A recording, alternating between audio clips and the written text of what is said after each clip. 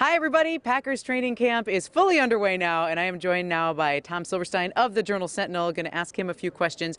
First of all, you were one of the reporters who was in on the mix on day one of camp when Aaron Rodgers really had to put out a couple of fires and address the Ryan Braun situation and also Greg Jennings' comments since he's gone to the Vikings. So I just wanted to get your take, your impression of how Aaron handled that and what he said. Well, it was an interesting first day for him. He probably would have preferred to talk about, what a great offseason it's been and what a great first day it was. But, let's face it, he went out on a limb on Ryan Braun and supported him staunchly and, mocked some people who questioned Braun. And he had to face the music. And, he does get credit for standing up and accepting it. I think for the most part he handled it pretty well. What I took out of it was that his friendship with Braun is over. I think, he's the kind of guy, you burn me once and that's it. He's has a chip on his shoulder about a lot of things, and I think this will be something he probably carries with him.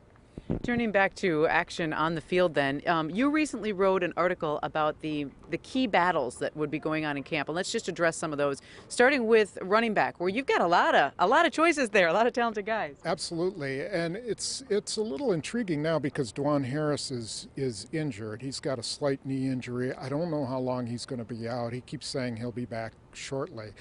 But, then you've got the two rookies, Eddie Lacy and Jonathan Franklin, and then you've got two veterans in James Starks and Alex Green. And James Starks, to me, looks like he worked all off season to get in shape. I mean, he is in the best shape I've ever seen him in, and he looks big and strong. And, injuries have been his worst enemy, but he's got a lot of talent, and so you can't rule him out.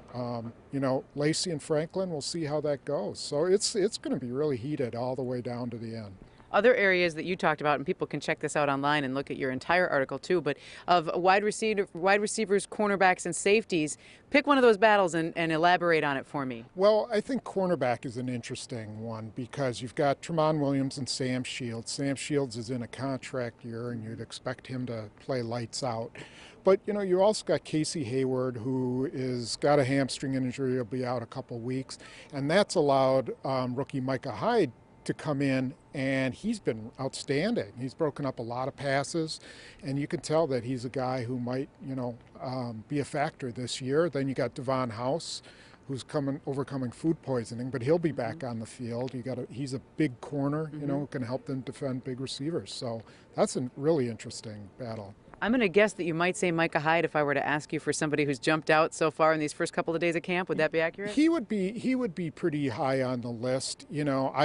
Like I said, I think Starks is a guy who, you can really see some burst out of him and some strength. And then, every day it seems like it's someone different. We're 2 days in, right, and you see certain people do stuff. But as McCarthy indicated today, let's see what happens when they put the pads on. Which is coming right up. All right, Tom Silverstein of the Journal-Sentinel. Thank you. You're welcome. We will read your stuff. Always appreciate your insight as well. And thank you for checking us out.